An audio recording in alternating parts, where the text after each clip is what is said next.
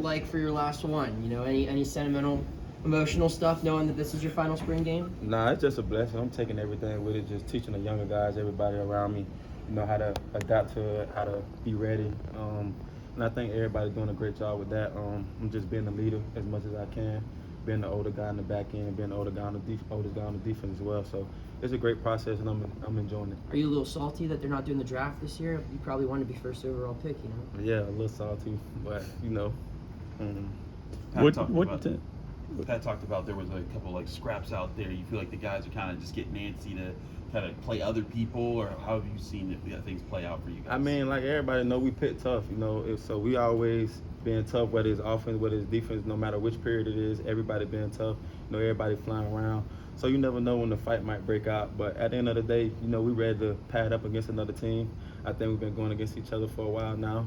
We still got ways to go, so it's only gonna get better from there. You were going up against these receivers now, and you guys and I know you guys like to talk a lot as DBs.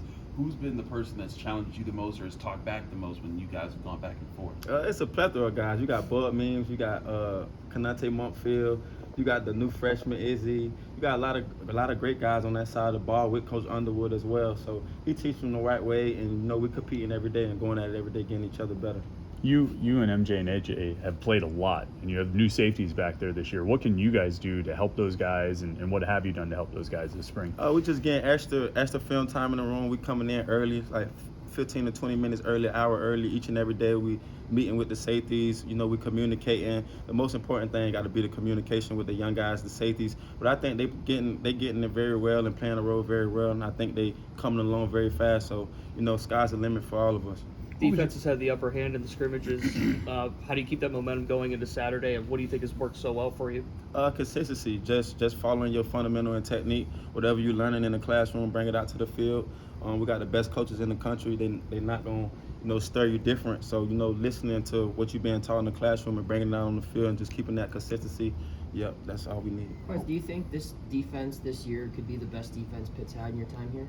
Yeah, I think so. Each and every year, it's a year to get better. Mm-hmm. It's a year to get better for the coaches, for the players, everybody around the building. So, each year we have gotten better. So I think it should be, another great year of defense for us. Do you feel you and MJ take on the role of being more of the vocal leaders for this defense? Because every year, you guys feel that lead you guys out into the jungle when you guys are doing the pregame warm-ups. There's usually a rallying voice. Are you two the rallying voice, or is there other guys that kind of take that role as well? Me and MJ definitely the voices for the back end. But you got other guys like David Green, you got Shane, you got Brandon George, you got a plethora of guys that's on the defense that have been here a while as well. So they keeping it together, we keeping the back end together. And just like you need everybody to do their 1 in 11 each and every play, and we should be good. So, we got somebody leading the D-line, got somebody leading the linebacker, and got somebody leading the back end. We should never go wrong. In your perspective, what do fans have to look forward to on Saturday? Just a Pitt tough football team, a team that's hungry, a team that, still willing to show the conference, the world that we still, up the part, still that same team, Pitt tough. So you're going to see a Pitt tough team and see a lot of young guys, older guys just ready to play football and compete with each other. What was your thought process like in deciding to come back for this season? It was kind of tough. Just thinking about all the family stuff with my daughter and stuff like that. But once I talked to Coach Narduzzi and Coach Collins and everything, everything seemed so real and just planned out for me. So it wasn't a hit or miss. I knew I was coming back, and I'm just ready to play and ready to help my team get a championship. Were you influenced by what Kenny Pickett did? Yeah, definitely. I also talked to Kenny Pickett. I talked to DeMar Hamlin. They all came back for another year as well. So, I just viewed myself and just looking at them and just looking at myself like I'm on the same path with those guys. And, I'm getting the encouragement, the words of encouragement from them each and every day. So it's a blessing. When you see the pro day and you see 14 of your former teammates testing out for the NFL, how much motivation does that give you? It gave me so much motivation. Definitely seeing the guys in the back end as well, Brandon Hill, Eric Howland, and those guys just in the back end performing well. But just seeing Kalijah Cansey, like that was my roommate, like each and every day, the way he prepared like a pro, the way he did everything like a pro.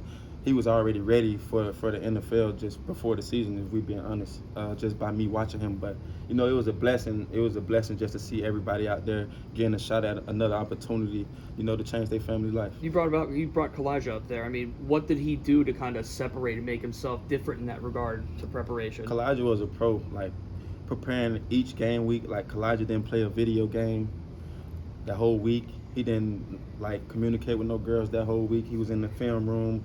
He didn't leave the facility. He left the facility late. He came early.